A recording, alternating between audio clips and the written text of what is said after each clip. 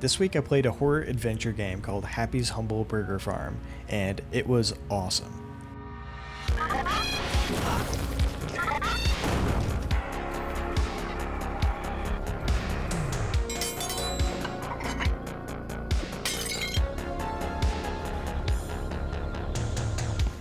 Our character is a new employee at a fast food restaurant with the same name as the game's title. This part of the game is basically a restaurant simulator. We manage multiple cooking stations in the kitchen to put together customers' orders, and then we throw the bag of food back at the customer. We have one coworker whose name is Toe.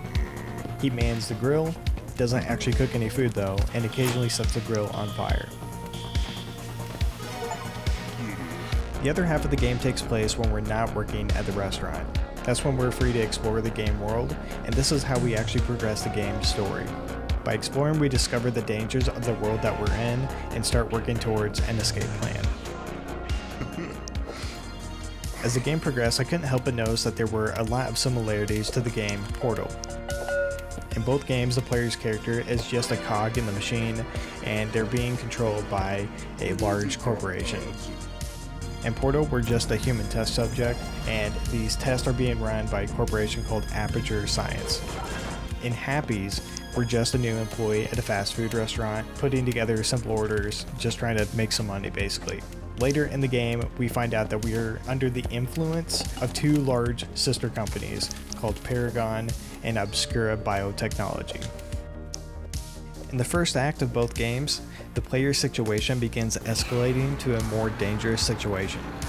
In Portal, the test chambers start introducing hazardous and deadly elements. In Happy's, if you're working a shift at the restaurant and you make too many mistakes, then Happy, the actual evil entity, will attack you.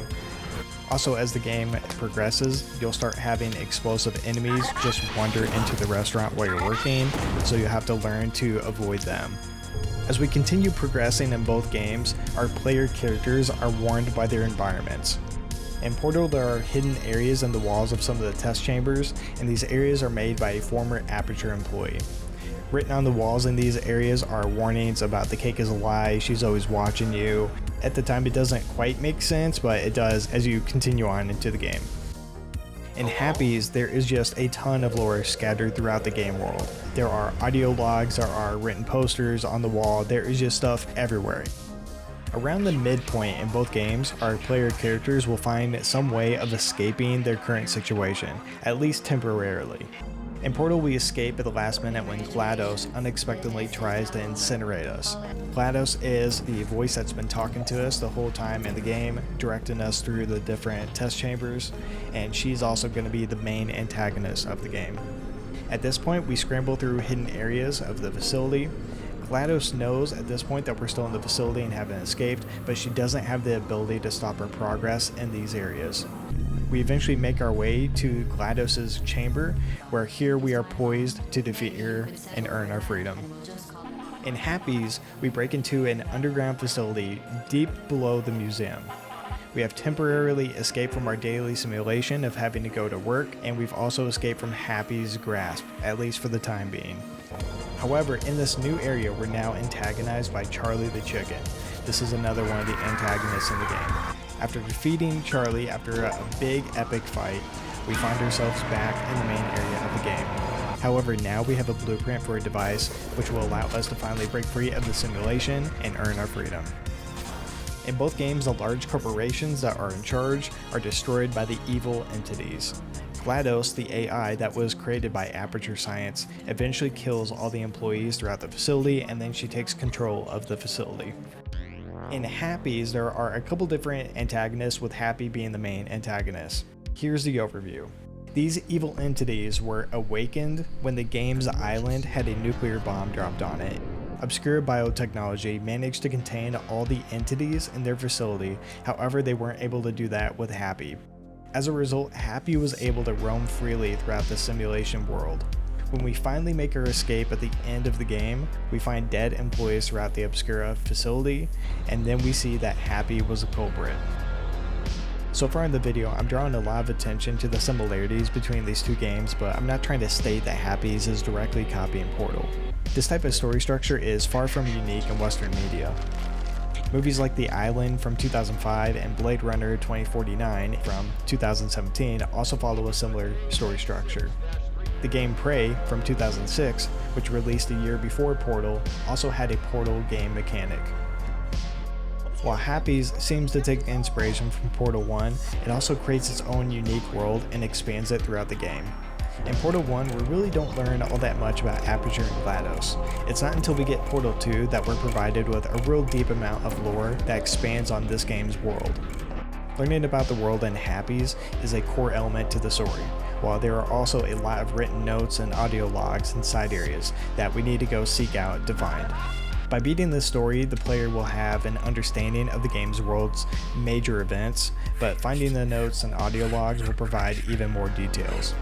I'm really impressed with how much story and lore the devs packed into this short game. The game probably took me maybe 5 hours to beat, and I really took my time with it.